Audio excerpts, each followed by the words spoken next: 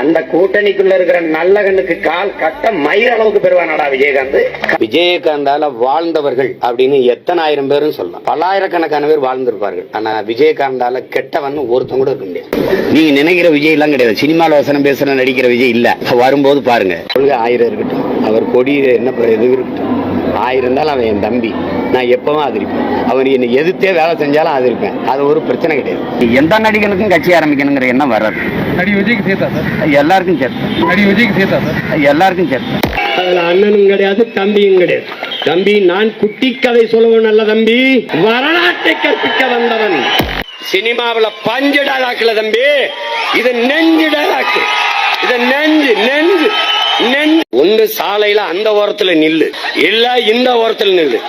நீ நடுவால நில்லாம் லாரி அடிச்சு செத்து போயிருவா பாத்துக்க. அரவன் புலவு சச்சிதானந்தமும் அண்ணன் காசியானந்தன் போன்றவர்களும் போய் ஐயா ராஜீவ் பார்க்கும்போது கடந்த காலத்துல நான் தவறு பண்ணிட்டேன், அதாவது ஐபிகே அனுப்பி நான் உறுதியா நான் வென்று வந்துருவேன், மறுபடியும் பிரதமரா நான் பிரபாகரனுக்கு நான் நிச்சயம் உதவுவேன், தொடர்ச்சியா சண்டையிட்டு கொண்டு இருக்க சொல்லுங்க, நான் நிச்சயம் உதவுவேன்னு சொல்றாரு. அதுக்கப்புறம் 2 மாசத்துல கொல்லப்படுறாரு. அப்படின்னா ஒரு விடுதலை நேசிச்சு நிக்கிற ஒரு தலைவன், ஒரு மிகப்பெரிய இந்திய பெருநாட்டை நேசிச்சு நிக்கிற தலைவன், ஒரு வல்லாதிக்கத்தின் தலைவரை, அதுவும் தனக்கு உதவுறேன்னு சொல்ற தலைவரை கொல்லுவாரா? அதேதான்டா ராஜீவ்காந்தி கொல்லும். சரிதான்டா.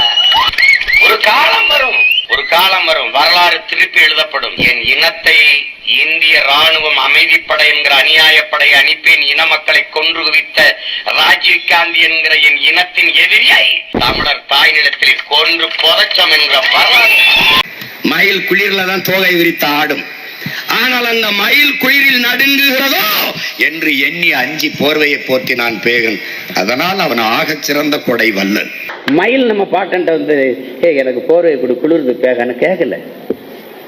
அந்த செயல் உண்மையிலே பைத்தியக்கார செயல், உண்மையிலே பைத்தியக்காரத்தனம். ஏன்னா மயில் வந்து சிலு சிலு சிலு சிலு அந்த குளிர் காத்து அடிக்கும் போது தோகையை விரிச்சு ஆடும். இவன் நம்ம பாட்டை போர்வை போட்டு கொண்டு விட்டான். விழா குத்தி ஆடுவான், வேலை இங்க குத்துவான். எதற்காக? பழக்கிறான், தமிழனை பறக்கிறான், விழா காலங்களில் பழக்கிறான். டேய் வேலை குத்துனா இவ்வளவுதான்டா வலிக்கும், வாழை குத்துனா இவ்வளவுதான்டா வலிக்கும், போர் என்றவன அவ்வளவுதான் வலிக்கும், கடியா கம்ப எடுத்துட்டு கிளம்பிடுவான். அழகு குத்துற என் அருமை பெருமக்களை, 2 தாடைக்கு இடையில் இருக்கிற மெல்லிய சதை பகுதியிலேயே குத்துறீங்களே, நீ உண்மையிலேயே மிகச்சிறந்த பக்திமானாக இருந்தால் அதே பக்தியினால நீ ஒரு அங்க மேலே ஏற்று குத்து நான் பாத்துக்கிறேன். பேசுற போது எல்லாருமே ஆங்கிலம் கலந்து பேசுவது எப்படி? என் தாயோடு பிரிதொரு ஆண்மகன் புணர்வதும் என் தாய்மொழியோடு பிரிதொரு மொழி கலப்பதும் 2 ஒன்றுதான்.